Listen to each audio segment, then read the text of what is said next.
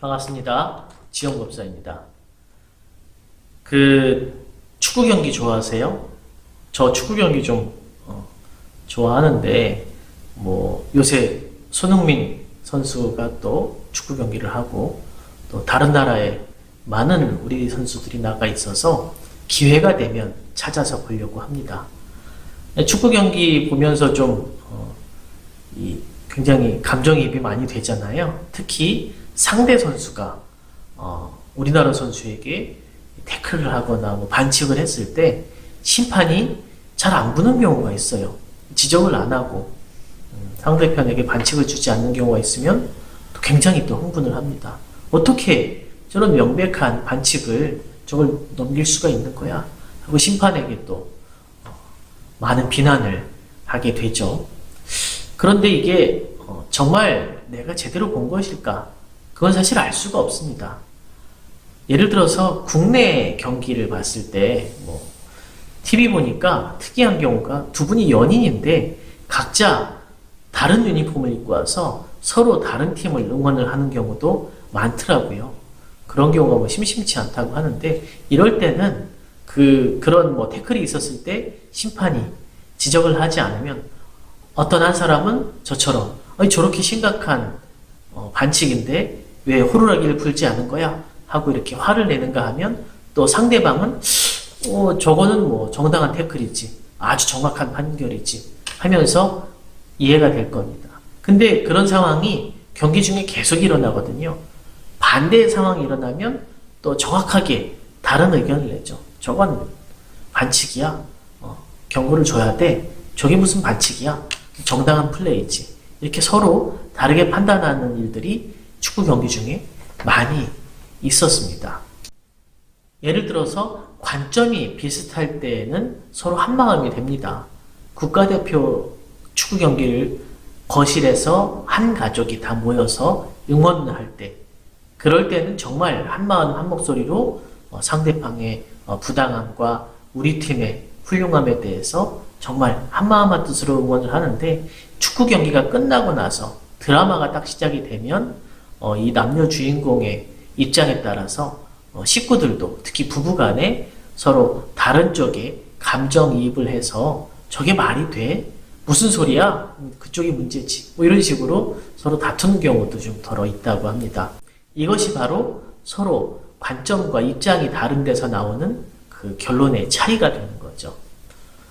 또 요새 코로나 때문에 방역 지침들이 주기적으로 다양하게 좀 내려오고 있어서 좀 쉽지가 않죠. 그래서 지침들이 1, 2주에 한 번씩 바뀌기 때문에 그러다 보니까 각 부대별로 이 지침들을 이행하는 방식들이 조금씩 차이가 납니다. 지침 자체는 하나의 지침이라고 할지라도 예를 들어서 배달 음식을 언제 시켜 먹을 수 있다거나 아니면 부대 안에서 격리를 어디서 어떤 방식으로 한다거나 밥을 먹을 때 어떤 순서로 한다거나 이건 부대별로 각자 환경에 따라 다르게 적용을 하는데 그럴 때마다 저 부대는 이걸 하는데 우리는 그걸 안 하고 있다.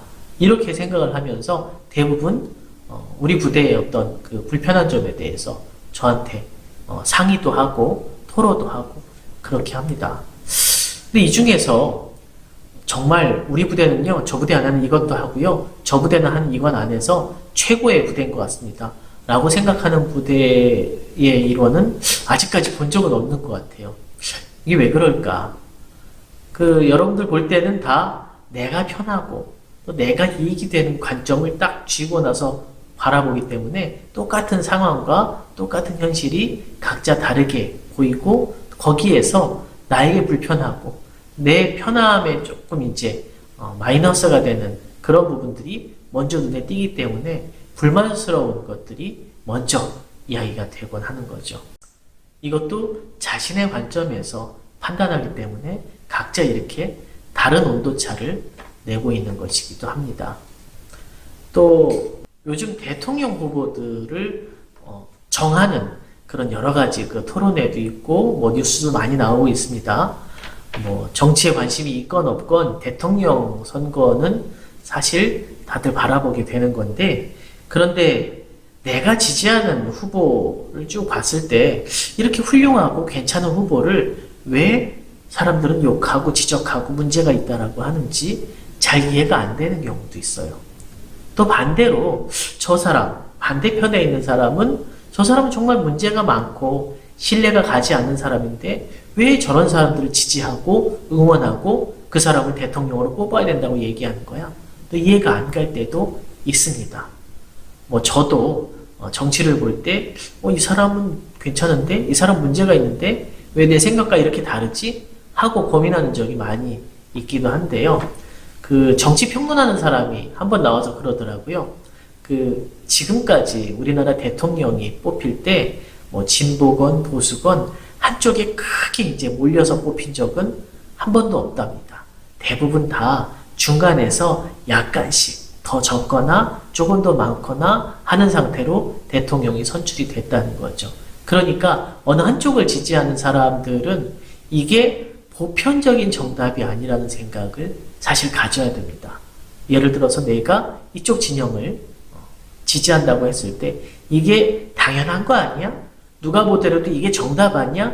이렇게 생각할 수는 없다는 거죠. 왜냐하면 그렇게 생각하지 않는 국민의 나머지 반이 항상 존재를 하는 겁니다. 이쪽에서도 마찬가지죠. 이게 정답이라고 믿지만은 그렇게 생각하지 않는 나머지 반이 우리나라에 존재를 하는 거죠.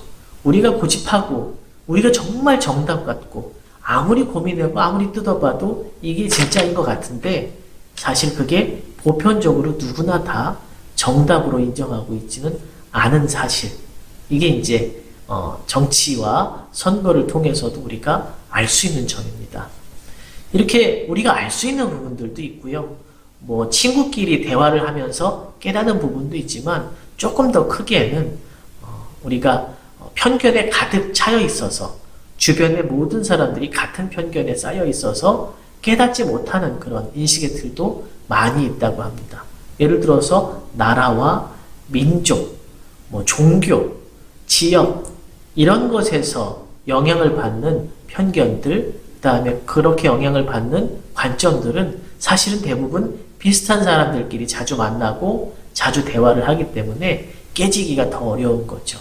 그래서 아까 국가대표 축구 경기를 봤을 때 우리나라는 너무 정당하게 보고 이것이 옳은 것이다라고 생각하면서 우리나라 팀 경기를 봤는데 상대방 그쪽 나라에서 봤을 때는 우리와 전혀 다른 생각으로 무슨 그게 말도 안 되는 소리냐 이렇게 봐야 정당하지 하면서 전혀 다른 기준과 관점으로 상황을 판단하고 있을 수 있다는 거죠. 그리고 실제로도 대부분 그렇게 의견이 나뉘고 있습니다. 이렇게 세상은 누구나 각자의 관점으로 바라보고 있는데 문제는 이것을 잘 기억하고 인식하는 것이 아니라 대부분 잊고 지낸다는 거죠. 나무 하나를 볼 때도 살아온 과정과 처한 관점에 따라서 전혀 다르게 봅니다. 과학자와 생물학자는 이 나무의 성장과 순환, 이 나무가 잘 자라는지 광합성을 잘하는지 그걸 볼 테고 건축학자는 이 나무는 자재로 쓰면 괜찮은지 어디에 어울리는지 기둥인지 석가래인지 이런 관점으로 볼 겁니다. 환경론자는 이 나무가 얼마나 많은 공기를 정화시키고 이 나무가 어떻게 숲을 이루는지를 볼 것이며 시인 같은 경우는 정말 멋있는 시의 주제로서 이 나무를 바라보겠죠. 이렇게 서로 다릅니다. 이런 것도 있습니다. 눈이 하늘에서 내릴 때 그 이름이 서로 다르다고 하는데 제가 아는 건 진눈깨비, 한방눈, 쌀이눈 몇 가지 우리나라에서 한 5가지 정도의 명칭이 있다는데 저는 한 3가지밖에 모르네요. 그런데 눈과 함께 평생을 사는 알래스카에 가면 이 눈을 분류하는 이름이 20몇 가지나 된다고 합니다. 그러니까 이건 환경에 따라서 결정이 된 거죠. 환경이 거기에 사는 사람들의 언어를 결정을 했고요. 그 또 언어가 그 사람의 사고를 결정을 한 겁니다. 그렇게 결정된 사고와 그 정해진 틀과 어떻게 보면 치우쳐진 편견을 통해서 각자 서로 다른 관점에서 다른 프리즘을 통해서 세상을 보기 때문에 굉장히 다른 결론들이 늘 나오고 있는 거죠. 이걸 우리가 자주 잊고 살아간다는 겁니다. 이렇게 생각을 하면 사실은 나와 생각이 다른 사람, 나와 견해가 다른 사람과 서로 터놓고 대화를 하는 것, 그리고 있는 그대로 그 사람을 이해하고 다름을 받아들이는 것이 사실은 쉽지가 않다는 걸 우리가 알 수가 있습니다. 저를 아는 사람도 있겠지만 사실은 저도 굉장히 옳고 그름, 맞고 틀림, 이것에 깐깐한 사람이었거든요. 그런데 이런 생각을 하는 이유는 그 저변에는 내가 어느 정도 고민해서 옳다고 생각하는 것들은 대부분 다른 사람들도 다 옳게 봐야 할 수밖에 없다. 이런 믿음 때문에 사실 그렇게 보는데 조금 시간이 지나고 공부를 하면서 알게 되는 사실은 세상의 한 90% 정도의 옳고 그름은 상황과 어떤 조건과 또 보는 관점에 따라서 다르게 볼 수도 있다. 옳은 게 옳은 게 아닐 수도 있고요. 틀린 게 틀린 게 아닐 수도 있겠다라는 생각을 계속하면서 이런 고집들이 조금 더 내려놔지는 것 같습니다. 여러분들도 정말 진솔한 대화, 그 다음에 깊은 소통, 이런 것들을 다들 원하시죠? 그럴 때 우리가 소통하는 대상들은 나랑 생각이 딱 비슷하고 맞는 그 사람들 뿐만 아니라 생각이 전혀 다르고 관점이 전혀 다른 사람들하고도 대화를 원활하게 잘할 수 있는 것이 진짜 소통이라고 생각을 했을 때는 사실은 내가 소통 잘해야지, 이해를 잘해야지 이렇게 다짐하는 것은 큰 도움이 안 될 것 같고요. 제가 오늘 몇 가지 예를 들어 드렸지만 이런 옳고 그름이라는 것이 조건에 따라 다르다는 이런 다양한 사실들을 자기에게 계속 들려줌으로써 생각 속에서 이게 설득이 되고 생각 속에서 수긍이 되는 것이 훨씬 더 효과가 있는 것 같습니다. 어쨌든 이런 다양한 세상의 현실들을 보면서 사람들이 주어진 환경과 입장에 따라서 견해가 이렇게 다를 수밖에 없구나 하는 사실을 평소에 잊지 않고 소통하고 대화를 하면 지금까지보다 훨씬 폭넓고 깊이 있는 그런 소통 전문가가 되시지 않을까 생각을 합니다. 마치겠습니다.